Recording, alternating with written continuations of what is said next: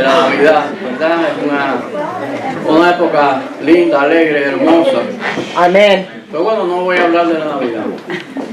El título de este sermón tiene algo que ver con la importancia de entender la naturaleza de nuestro Salvador. Amén. A veces nosotros decimos, Señor, Señor, el Señor, pero en realidad no estamos interiorizando qué significa esa palabra. Hay muchas veces que usamos palabras como amén o en el nombre del Señor y lo estamos usando como frase sencillamente y no interiorizando. Cuando usted, hermano, le diga a alguien, Dios te bendiga, tenga cuidado de estarle deseando de verdad la bendición, que no sea una frase como decir un saludo, adiós, bye, y simplemente es un saludo, sino debemos, si decimos amén, cuando usted dice amén, usted está aprobando, está dando la aprobación, quizás una oración o algo que alguien ha dicho y delante de Dios eso está siendo recibido. Entonces, si yo digo amén, debo de saber bien que dije amén. Es decir, quiero que me entiendan. Tener conciencia de las cosas que decimos y hablamos, porque nuestras palabras están siendo registradas. Hoy tenemos el Facebook, que prácticamente todo lo que hablamos lo graba. Prácticamente no, todo. Yo abro el teléfono y digo cualquier cosa, ok Google, y entonces a los 3 o 4 días yo puedo ir allí y está grabado todo lo que dije. Bueno, hay una grabación más importante, que es que nuestro Señor tiene registrado todo lo que decimos. Entonces debemos ser conscientes de hablar palabras que vengan de acuerdo, que estén conforme a lo que estamos realmente pensando, creyendo, y estar conscientes de lo que decimos. Bueno, quiero hablar de la naturaleza de nuestro Salvador, de nuestro Señor, y esa es la palabra fundamental aquí, Señor, porque he visto en muchas ocasiones que hay un énfasis en Jesús como el amigo, y casi que todo se queda ahí. Jesús es mi amigo, Jesús es mi amigo, y un poco que se invoca ese Jesús que andaba por las calles polvoriento, noble, buena gente. Pero hay algo que él reclamaba y era el título de Señor. Y si bien es cierto que desde un punto de vista Él es nuestro amigo, no debemos olvidar que Él dijo, vosotros sois mis amigos si hacéis lo que yo os digo. Es decir, que Él es nuestro amigo desde un punto de vista, pero es nuestro Señor desde otro punto de vista. De hecho, la salvación significa no solo creer en Jesús, sino confesarlo como Señor. Entonces vamos a hablar un poco de esto de Señor. La palabra Señor significa amo, el jefe, el que manda. Ese es el sentido profundo de esta palabra, y específicamente en los idiomas originales hay unas palabras que se utilizan para referirse única y exclusivamente a Dios. Entonces, cuando tratamos el tema de Señor y decir Señor, debo pensar, ¿realmente es mi Señor o yo le estoy tratando como mi Señor? Bueno, yo quiero hablar un poco acerca de la soberanía de Dios. Yo vi una obra hace algún tiempo donde una muchacha, la vi representada en una iglesia, después la vi que la habían grabado en alguna iglesia de acá de los Estados Unidos, eso lo vi ella en Cuba.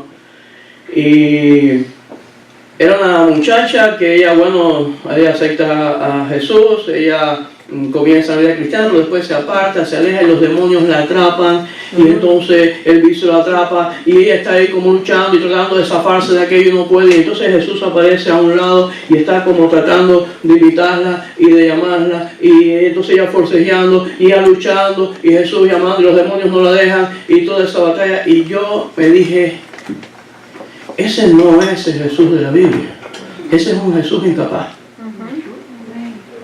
El Jesús bíblico es el Señor.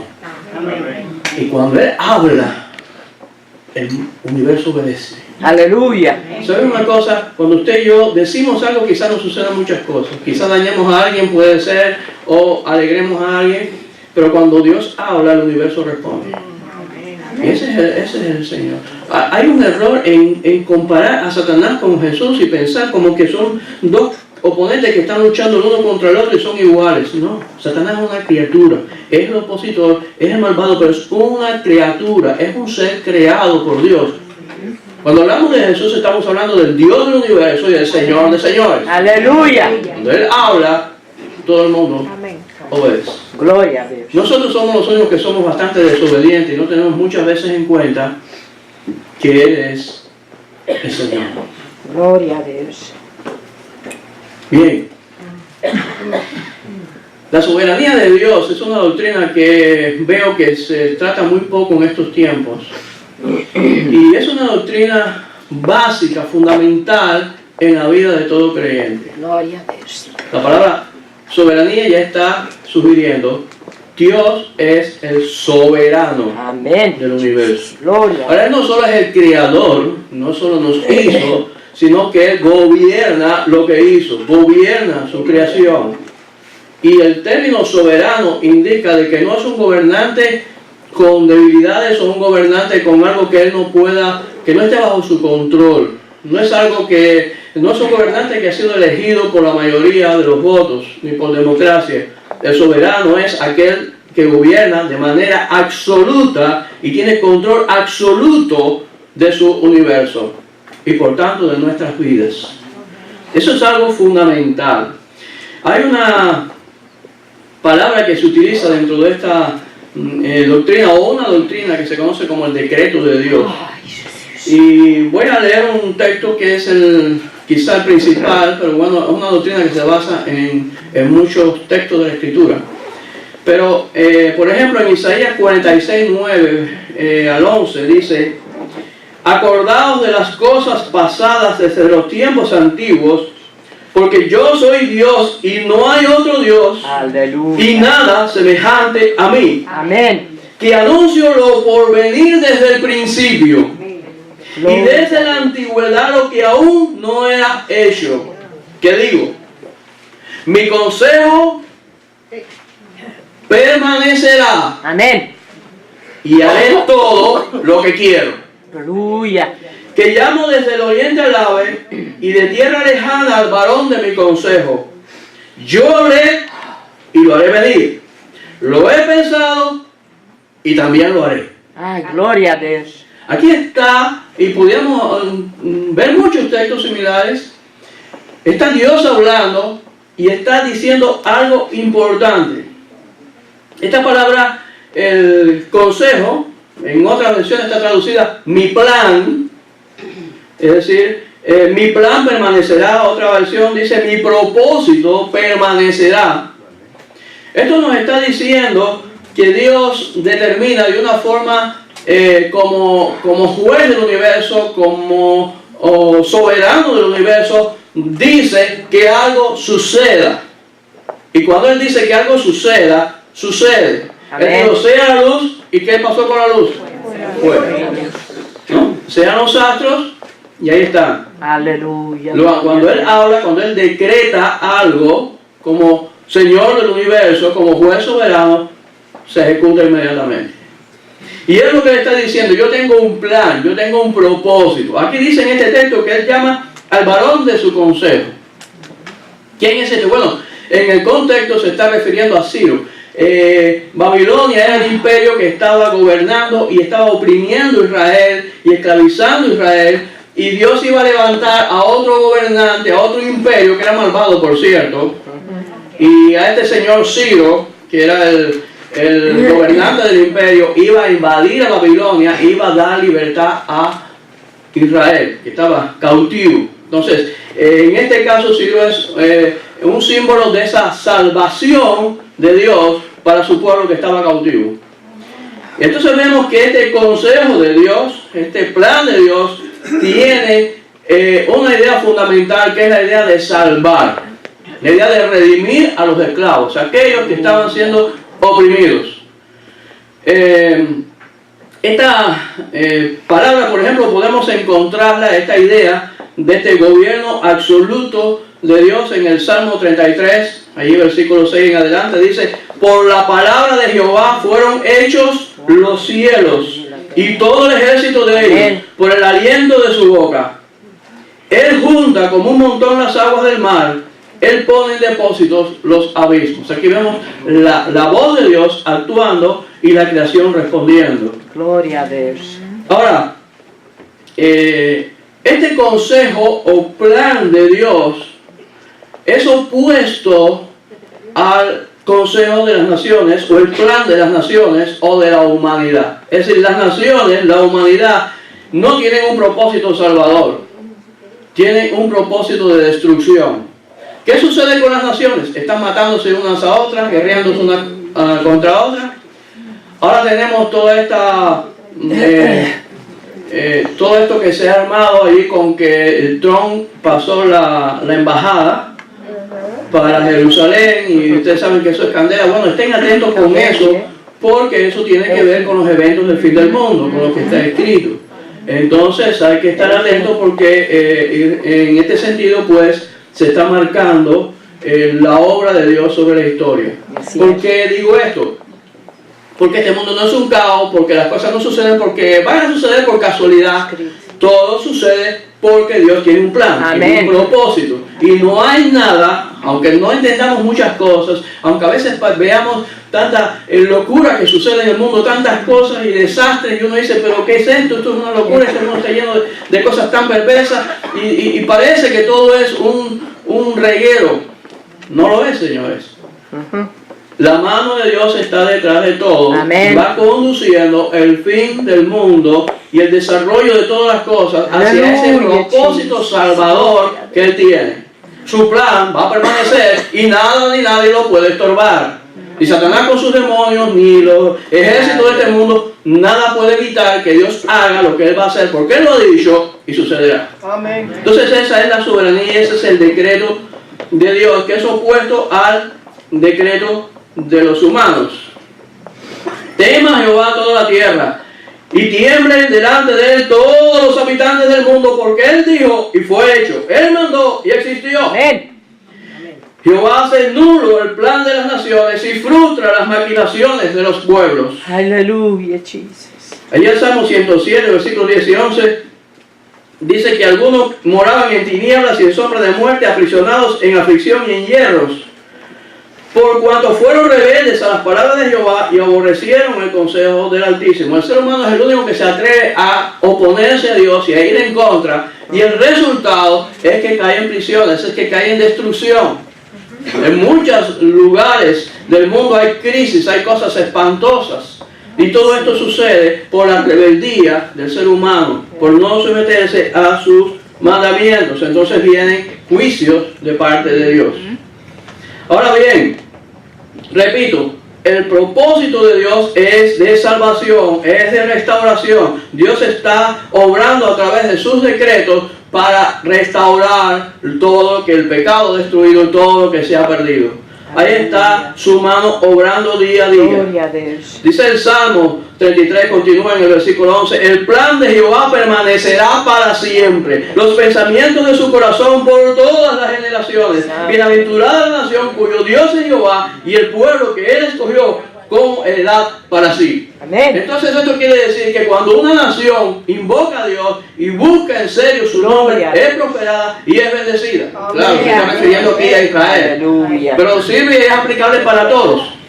Cualquier nación que invoca el nombre de Dios es prosperada. Cualquier nación que se aparta de Dios y toma otros caminos viene a recibir consecuencias muy tristes. Ahora bien, vuelvo a repetir el texto donde Él dice: anuncio lo por venir desde el principio y desde la antigüedad, lo que aún no era hecho. Que digo, mi consejo permanecerá y haré todo lo que quiero. Dios controla su universo, Dios controla todo lo que sucede con precisión y con exactitud, y va encaminando todas las cosas hacia la salvación. La muerte de Jesucristo es algo fundamental en ese plan y en ese propósito. Gloria a Dios. Hay algunos que piensan: no, Jesús era un hombre justo que lo mataron los injustos, era un hombre con grandes ideales y bueno, fue un mártir más. La Escritura dice algo totalmente diferente. Por ejemplo, en el libro de Hechos, capítulo 2, versículos 22 al 24, allí está Pedro explicando y hablando al pueblo, y mira lo que él dice: israelitas, está llamando la atención a los israelitas para que se den cuenta de lo que ha pasado. Oíd estas palabras: Jesús de Nazareno, varón aprobado por Dios entre vosotros con las maravillas, prodigios y señales que Dios hizo entre vosotros por medio de él. Aleluya. Como vosotros mismos sabéis, a este, entregado por el determinado consejo y anticipado conocimiento de Dios, prendiste y mataste por manos inicuos, crucificándolo. Y Dios lo levantó, suelto los dolores de la muerte, por cuanto era imposible que fuera retenido por ella. Lo que está diciendo este texto es: desde antes de la fundación del mundo, desde antes de Dios haber creado las demás cosas, ya tenía en su propósito la muerte de Jesucristo. Jesucristo no murió porque ustedes fueron más fuertes que Él. No murió porque lo pudieron atrapar y bueno, le fue mal. No. Todo lo que sucedió en la cruz estaba planificado según el consejo y propósito eterno de Dios. Amén. Ese era su plan salvador. Jesucristo vino a morir por los pecadores. Amén. Vino a salvar a la humanidad. Amén. Y a restaurar todas las cosas. Entonces, bueno, él sigue hablando de la profecía y demostrando cómo ya David había anunciado la muerte de Jesucristo con detalles. Y esto significa, él lo dice para que ellos entendieran que esto no sucedió, no fue un incidente, no fue algo por casualidad, era algo que estaba previsto de parte de Dios. Aleluya, era su propósito eterno. Ahora bien, ¿cuál es entonces la tarea de Jesús en estos momentos? Jesús vino, murió, resucitó, ¿y ahora qué está haciendo? Aquí tenemos en Apocalipsis, nos revela un poco de lo que está haciendo, porque realmente no sabemos mucho, la Biblia no revela mucho, pero sí lo que nosotros necesitamos saber. Aquí vemos en el libro de Apocalipsis, vamos a comenzar ahí ya ustedes lo leyeron en la lectura bíblica ahorita, pero en el versículo 1 dice: la revelación de Jesucristo que Dios le dio para manifestar a sus siervos las cosas que deben suceder pronto. Aquí está este entendimiento del decreto de Dios. Las cosas que deben suceder. ¿Por qué? Porque Dios las tiene planificadas. Amén. Y Él las anunció y ya desde el siglo I está escrito y ahí está sucediendo paso a paso todo lo que Él había dicho. Y declaró enviándola por medio de su ángel a su siervo Juan, que ha dado testimonio de la palabra de Dios y del testimonio de Jesucristo y de todas las cosas que ha visto. Bienaventurado el que lee y los que oyen las palabras de esta profecía y guardan las cosas en ella escritas, porque el tiempo está cerca. Aleluya. Ahora, no solamente, aquí está, no todo el mundo tenía Biblia como hoy tenemos Biblias, tenemos en el celular la escritura. En aquellos tiempos no la tenían. Alguien se paraba adelante, leía la escritura y los demás escuchaban. Y dice: bienaventurado el que lee la escritura. Bienaventurado quiere decir dichoso, feliz, les va a ir bien, y los que oyen. Pero no solo dice los que oyen, sino los que obedecen. Entonces la fe siempre, como decíamos la vez pasada, está conectada con el hecho de tomar en serio lo que Dios dice y ponerlo en práctica en tu vida. Aleluya. Entonces, bienaventurados aquellos que permanecen. Es una palabra que se utiliza mucho en las Escrituras, porque es la idea de poner en práctica siempre, continuamente, y ir creciendo incluso en nuestra vida cristiana. A medida que me voy entendiendo, que voy comprendiendo lo que Dios quiere de mí, voy perfeccionando. Entonces la idea de una perfección constante. Ahora, aquí tenemos en el versículo 4, dice: Juan, a las 7 iglesias que están en Asia, gracia y paz a vosotros del que es, y que era y que ha de venir. Amén. Y de los 7 espíritus que están delante de su trono, y de Jesucristo, el testigo fiel, el primogénito de los muertos y el soberano de los reyes de la tierra. Aquí se afirma la idea de Jesús como soberano. Entonces Jesús es Dios, el Dios soberano del universo. Y aquí está presentándose ahora no el humano que andaba por los caminos polvorientos, amando a la gente, haciendo bien, y que le crucificaron porque él se expuso para que lo crucificaran. Ahora es el Rey soberano que está gobernando. Y esto es algo importante. En estos momentos Jesús está en su trono gobernando el universo, gobernando las naciones, no solo la iglesia, sino las naciones. Todos los acontecimientos de la historia están sujetos a su control. Después sigue diciendo: al que nos amó y nos lavó de nuestros pecados con su sangre y nos hizo reyes y sacerdotes para Dios su Padre. Voy a dejar esto para después y voy a continuar con esta idea de su señorío. Dice: a Él, es decir, a Jesús, sea gloria e imperio por los siglos de los siglos. Amén. Ahí está esta doxología incluida en el pasaje. Y sigue diciendo: he aquí que viene con las nubes y todo ojo le verá, y los que le traspasaron y todos los linajes de la tierra harán lamentación por él.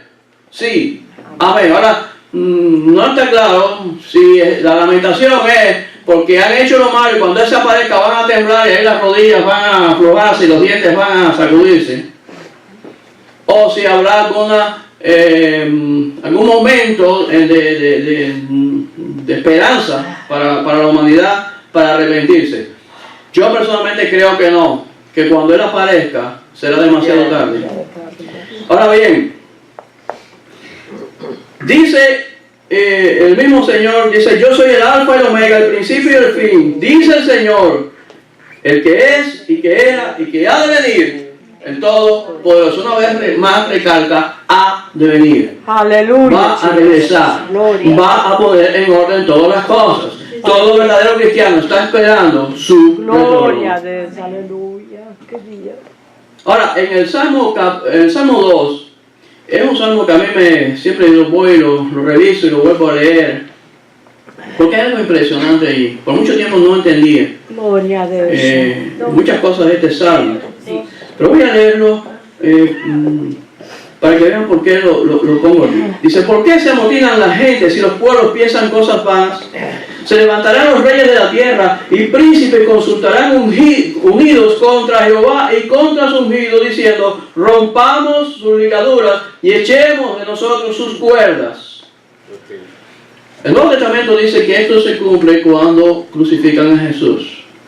Los jefes de la nación, los fariseos, los gobernantes, todos se confabularon con los romanos, y ahí estaba todo el mundo y el rey Herodes para deshacerse de aquel que estaba perturbando su comodidad, su posición. Y ellos creyeron que se habían librado de él. Pero esa misma posición es la que mantiene las naciones de hoy. Es la que mantiene este mundo que es perverso y opuesto a Cristo. Quieren quitárselo. Y están con la teoría de la evolución, con la teoría de no sé qué, haciendo prohibiciones en la escuela para que el cristianismo no se hable, no se diga.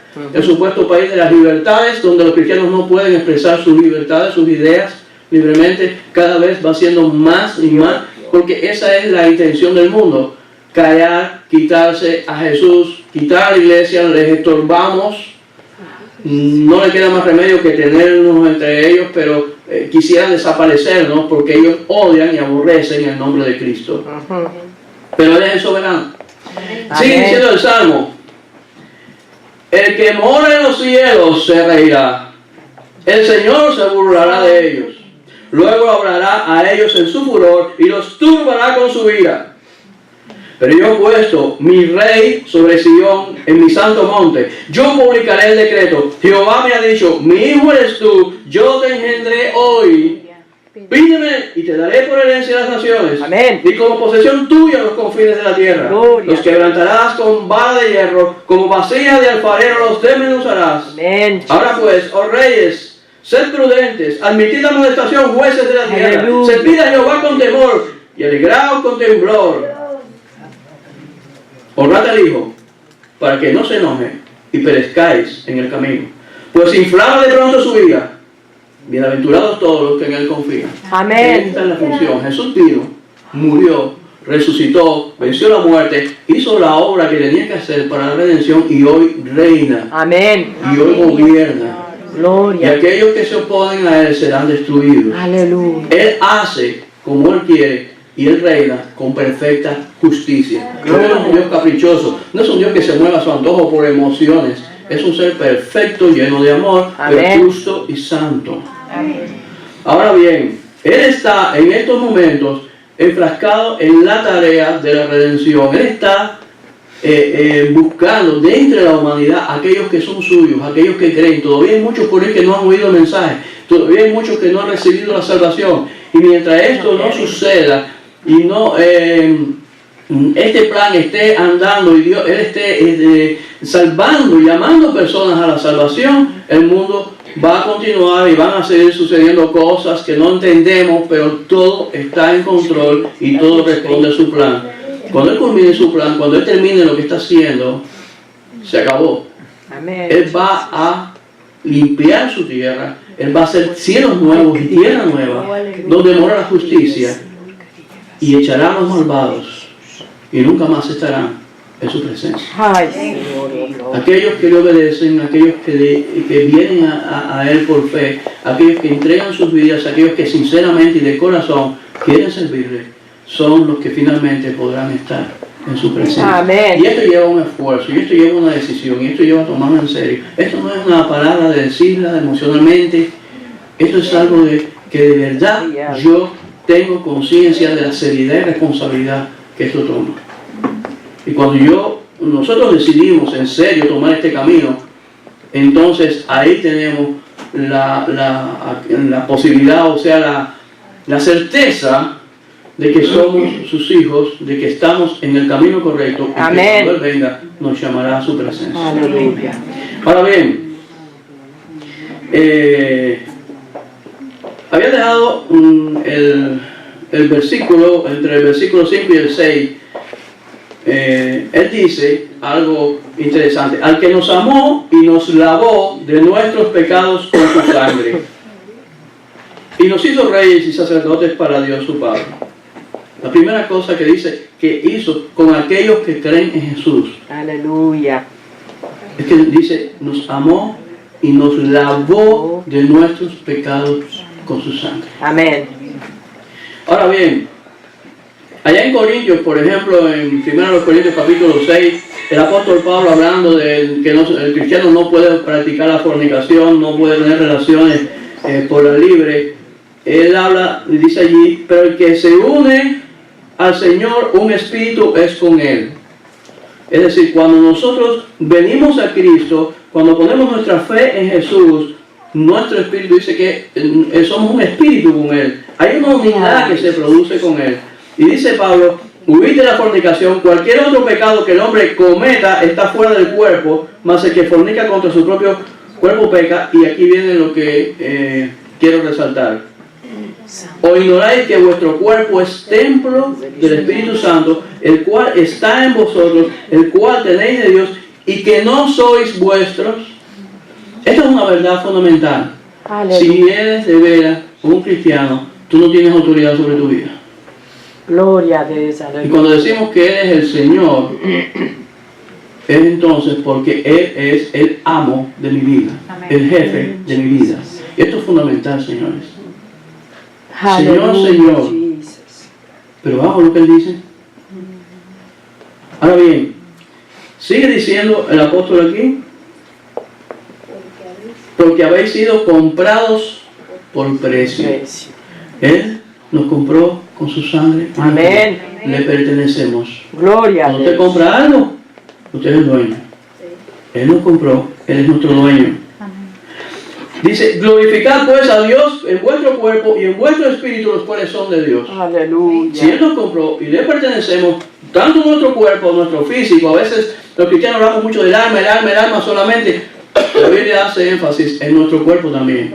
Debemos cuidar nuestro cuerpo y debemos dedicarlo y honrar a Dios, no solo con nuestro espíritu, sino con nuestro Aleluya, cuerpo. Jesús. Ahora bien, también dice, y nos hizo reyes y sacerdotes para Dios su Padre. Amén. ¿Qué significa esto de que nos hizo reyes y sacerdotes? Cuando Dios crea a Adán y a Eva y los pone sobre la tierra, dice allí el capítulo 1, versículo 27, y creó Dios al hombre a su imagen, a imagen de Dios lo creó, varón y hembra los creó, y los bendijo Dios, y les dijo, fructificad y multiplicad, llenad la tierra y sojuzgadla y señoread en los peces del mar, en las aves de los cielos y en todas las bestias que se mueven sobre la tierra. Dios le da una orden, y ahí estaba diciendo cuál era el propósito de la existencia humana sobre la tierra. ¿Para qué los puso? Bueno, llenar la tierra, multiplicarse. Pero dice también sojuzgarla y señorear. Esto significa puso al hombre sobre la tierra para que la gobernara, para que fuera señor de la tierra. En el capítulo 2 de Génesis, en el versículo 19, dice, Jehová Dios formó pues de la tierra toda bestia del campo y toda ave de los cielos y las trajo a Adán para que viese cómo las había de llamar, y todo lo que Adán llamó a los animales vivientes, ese es su nombre. Ahora, en el pensamiento hebreo, el ponerle el nombre a algo indicaba autoridad. Y lo que está diciendo este pasaje aquí es que Dios le estaba entregando, dice que le trajo los animales para que le pusiera nombre. Dios le estaba entregando autoridad a Adán sobre toda la creación. Gloria a Dios. Ahora, ese es el propósito. Dice aquí el texto, en el capítulo 2, regresando al capítulo 2 de Génesis, allí en el versículo 15, tomó pues Jehová Dios al hombre y lo puso en el huerto de Edén para que lo labrara y lo guardase. Y aquí hay dos palabras muy importantes. ¿Para qué lo puso en el huerto? Para que lo labrara y lo guardase. Según el diccionario Strong, esta palabra, labrar, viene de una raíz que significa todo tipo de trabajo. Trabajar en el huerto. Esa era la idea. Pero lleva también la idea de ministrar y de servir. Entonces, Adán era, desde este punto de vista, era el siervo de Dios, era el amo, era el mayordomo, era el jefe de la creación, pero era el siervo de Dios. Él estaba bajo la autoridad de Dios. Y la palabra guardar se traduce, bueno, es la idea de cercar con espinos, hacer una cerca, proteger, preservar, vigilar, velar, mirar. Aleluya. Y también hay palabras interesantes porque a veces se entiende como observar, como meditar, y también la palabra pastor está incluida ahí. Es la idea de que él iba a cuidar el huerto, a protegerlo, a ocuparse de él. Él era un siervo que estaba al frente del huerto. Y en algo muy notable, en el capítulo de Génesis, capítulo 13, versículo 10, es llamado el huerto de Jehová. Gloria a Dios. Entonces el huerto no era de Adán y Eva, el huerto era de quién? De Dios. Jehová. La tierra, ¿de quién es? Este planeta, ¿de quién es? Del jefe. Amén. Y nosotros somos los siervos que servimos a Aleluya. Él, Gloria a Dios. 3 días. trabajando, todo lo que hacemos trabajando, No. sirviéndole, le adoramos. Nosotros no adoramos solamente cuando venimos a la iglesia, nosotros tenemos que adorar a nuestro Dios con todo lo que hacemos. Cómo Aleluya. tratas a tu esposa, cómo tratas a tu esposo, cómo tus relaciones de trabajo, cómo haces el trabajo. Esperas a que el jefe no esté para entonces, o trabajas cuando él no está como si estuviera. Dios te está mirando. Y eso es adoración. Todo lo que hacemos Aleluya. debe ser adoración. Para eso nos puso sobre la tierra. Eso se perdió cuando Adán pecó. Dejó de ser un adorador. Bueno, parece indicar que se arrepintió y hubo esperanza para él, salvación para él. Pero en Números capítulo 18, versículo 21 dice: He aquí, yo he dado a los hijos de Leví todos los diezmos en Israel por heredad, por su ministerio, por cuanto ellos sirven en el ministerio del tabernáculo de reunión. Estas palabras, ministerio y sirven, son la misma palabra. Entonces Adán era alguien que estaba ministrando, estaba sirviendo a Dios en el huerto. Amén. Esa era la idea.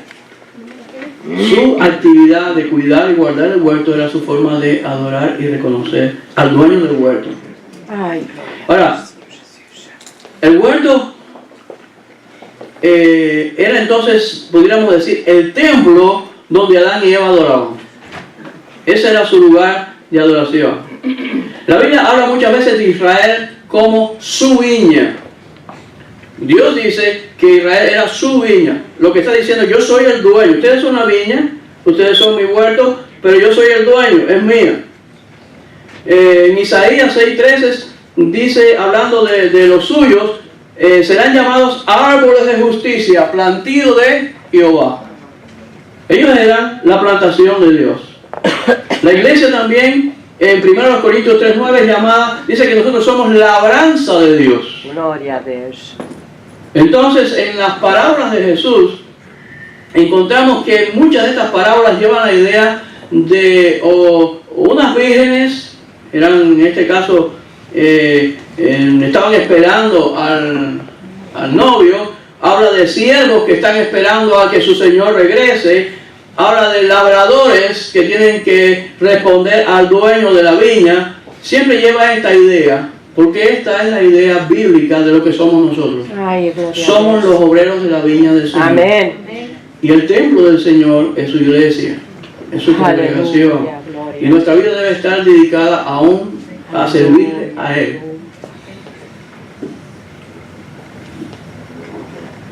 La iglesia, entonces, podemos decir que es el huerto de Dios, el huerto de Cristo, donde todos nosotros servimos. Amén. Bueno, regresando a Apocalipsis, capítulo 1, versículo 9, dice, yo Juan, vuestro hermano y copartícipe de vuestro en la tribulación, en el reino y en la presencia de Jesucristo, estaba en la isla llamada Patmos por causa de la palabra de Dios y el testimonio de Jesucristo. Yo estaba en el Espíritu en el día del Señor y oí detrás de mí una gran voz como de trompeta que decía, yo soy el Alfa y el Omega, el primero y el último. Escribe en un libro lo que ves y envíalo a las 100 iglesias que están en Asia, a Éfeso, Esmirna, Pérgamo, Tiatira, Sardis, Filadelfia y la Odisea. Y me volví para ver la voz que hablaba conmigo. Aleluya. Y vuelto vi 7 candeleros de oro y en medio de los 7 candeleros a uno semejante al Hijo del Hombre. ¿Dónde estaba el Hijo del Hombre? Aleluya, chicos. En medio de los 7 candeleros. Después vamos a ver que estos candeleros simbolizan las iglesias. Gloria a Dios. Y podemos decir la iglesia en sentido general. Cristo habita en medio de su iglesia. Aleluya. Aquí hay una descripción del Señor muy interesante. Dice que estaba vestido de una ropa que llegaba hasta los pies. Esto nos habla de su soberanía. La ilustración, por ejemplo, en Isaías, dice Isaías que vio al Señor y tenía un vestido largo que llenaba todo el templo. Eso habla del gobierno, de la autoridad, del señorío. Dice, ceñido por el pecho con un cinto de oro. Ahí está la idea del sumo sacerdote, que en su vestuario llevaba un cinto de oro. Su cabeza y sus cabellos eran blancos como blanca lana, como nieve. Esto nos habla de su eternidad. Anciano de días, habla en Daniel. Esto indica la eternidad, los siglos de los siglos. Y también esta blancura habla de su santidad impecable. Ahora dice que sus ojos eran como llamas de fuego. Hay diferencia entre los autores de cómo interpretan esto, pero yo lo veo como aquello que penetra. Su mirada está sobre cada uno de nosotros, su mirada está sobre todas las iglesias. Él sabe lo que está sucediendo en estos momentos. Aleluya. En todas sus iglesias, en cada creyente, en los que han llegado tarde, en los que no han ido a la iglesia hoy. Su mirada está penetrando. Y creo que esta llama de fuego tiene también la idea de que cauteriza. Aleluya. Es decir, es como un láser que ahí penetra, no solo penetra, sino que va purificando. Si tú eres un verdadero cristiano, hay pecado en tu vida, Él va a tratar contigo. Amén. Su mirada va a estar sobre ti, va a haber lucha, conflicto en tu vida. Si no te arrepientes, Él va a tratar contigo con aflicción, con dolor, con pruebas, con cosas, pero Él va a santificar tu vida, te va a purificar. Su mirada, sus ojos están constantes sobre ti. Gloria. Nunca digas nadie me está mirando, porque Él tiene sus ojos puestos, clavados ahí sobre ti, Amén. mirando tu vida con buena intención. No para destruirte, no para hacerte daño, sino para sanear lo que anda mal en tu vida. Bueno, sigue describiendo aquí y dice, sus pies semejantes al bronce bruñido, refulgente como un horno. Ay, gloria a Dios. Y eso me hace siempre pensar en la cruz y me hace pensar en el fuego. Cuando Él anduvo en este mundo era el fuego, era la prueba, y Él salió, en vez de salir quemado, salió purificado. Y cuando Él fue a la cruz, la ira de Dios cayó sobre Él allí, porque el juicio de Dios, todo el pecado que nosotros deberíamos recibir, fue sobre Él, y en lugar de destruirle, le purificó. Amén. El oro, cuando le da fuego, ¿qué pasa? Se purifica, brilla. Y eso sucede con nuestras vidas, porque somos un reflejo de Él, porque Él está en nosotros, porque es su obra en nosotros. Entonces la prueba y la aflicción nos hace mejores. Nos llena de perfección, nos hace parecidos a nuestro Señor. Entonces, ahí está el triunfo y la victoria de Jesucristo. Algunos intérpretes ven en esto del bronce bruñido juicio. Bueno, dice que su voz era como estruendo de muchas aguas, y esto es típico de la voz de Dios cuando se menciona en el Antiguo Testamento. En varias ocasiones, incluso el pueblo de Israel dijo, no hable Dios más con nosotros porque vamos a morir. Porque era tan terrible lo que se oía y lo que estaban viendo, que ellos se asustaban.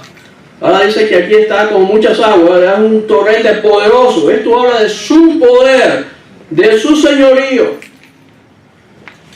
No es un Dios débil, es el Todopoderoso. Amén. Dice, tenía en su diestra 7 estrellas, y de su boca salió una espada aguda de 2 filos, y su rostro era como el sol cuando resplandece en su fuerza. Aleluya, Jesus. Ahora, de su boca salía ¿qué?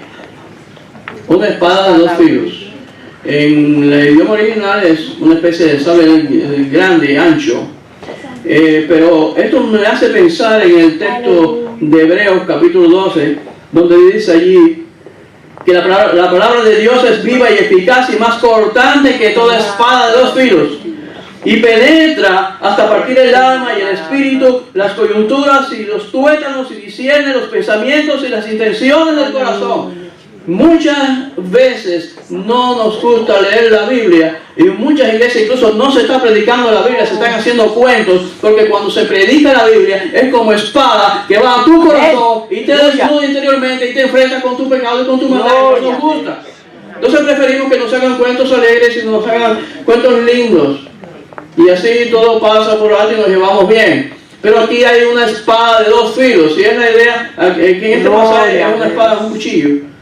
Ahora, un machete te da una cortada así de lado, pero el cuchillo penetra, y es la idea, va hasta los huesos, hasta lo último, así va la palabra del Señor. Nos cala, pero para bien.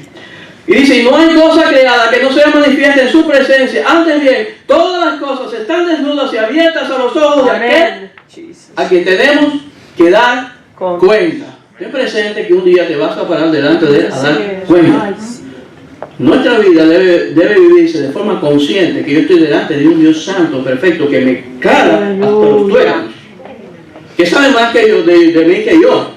Y David decía, muéstrame los pecados que me son ocultos. Necesitamos decirle, Señor, que yo te estoy fallando, que anda mal en mi vida, perfeccióname. Y todo este proceso es para nuestro bien, no es para mal. Es para bendecirnos, es para salvarnos, y es para llevarnos a su reino de perfección. No podemos estar en el reino si no estamos en estado de perfección. Por eso es el proceso. Y dice allí, y su rostro era como el sol cuando resplandece en su fuerza. Aleluya. El sol de justicia. Malaquías dice, porque aquí viene el día ardiente como un horno, y todos los soberbios y todos los que hacen maldad serán estopa.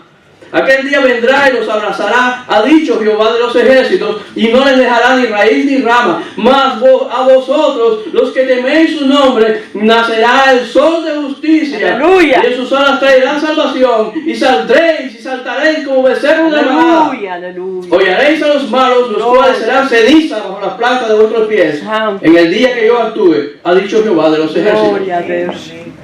La Biblia nos ilustra ese nuevo mundo, ese momento en que Dios va a perfeccionar todas las cosas y este mundo horrible va a pasar y toda la maldad va a ser destruida y quemada como un amanecer.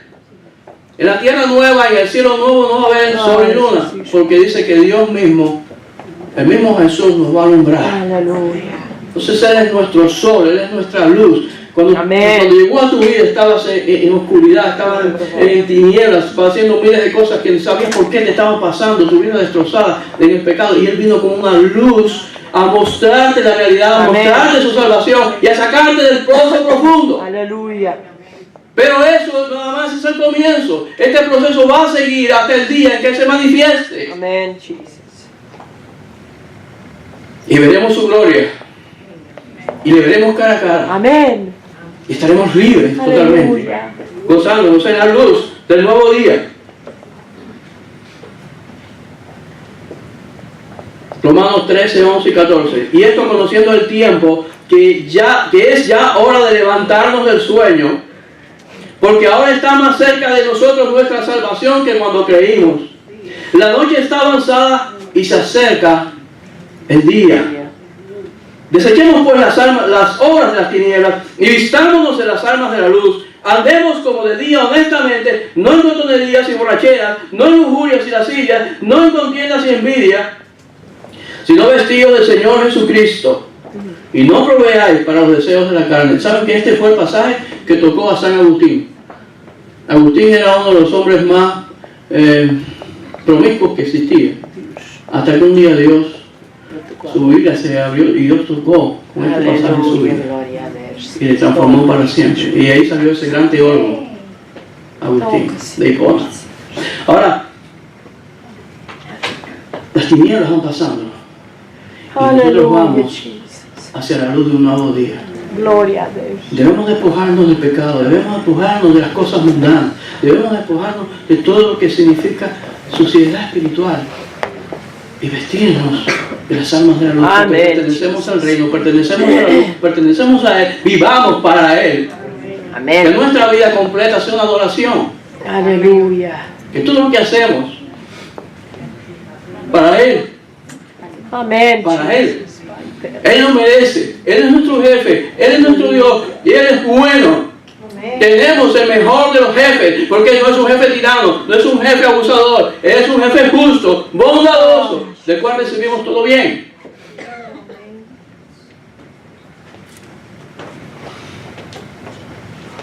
Dice, por último, quiero resaltar que tenía en su mano, ¿qué? Las 7 estrellas. 7 estrellas. No solo está en medio de su pueblo, sino que tiene en su mano 7 estrellas. Aleluya. Hay una explicación al final, versículo 20. El misterio de las 7 estrellas que has visto en mi diestra y los 7 candelabros de oro. Las 7 estrellas son los ángeles de las 7 iglesias y los 7 candeleros que has visto son las 7 iglesias. La mayoría de los intérpretes entienden que estos ángeles son los pastores de la iglesia. Aleluya, Jesus. Lo que está diciendo aquí, que la iglesia está en medio de su iglesia gobernándola, pero tiene en su mano, eso significa control, a los pastores. Amén. Ellos son sus siervos, ellos son sus instrumentos. Óiganos, escuchen a su pastor. Aunque usted no esté de acuerdo en muchas cosas, Él es instrumento de Jesucristo para su vida. Así es. Y también es responsable. Y cuando vemos las 7 iglesias, la descripción en Apocalipsis de las 7 iglesias, vemos que Él amenaza y dice, voy a quitar tu candelero.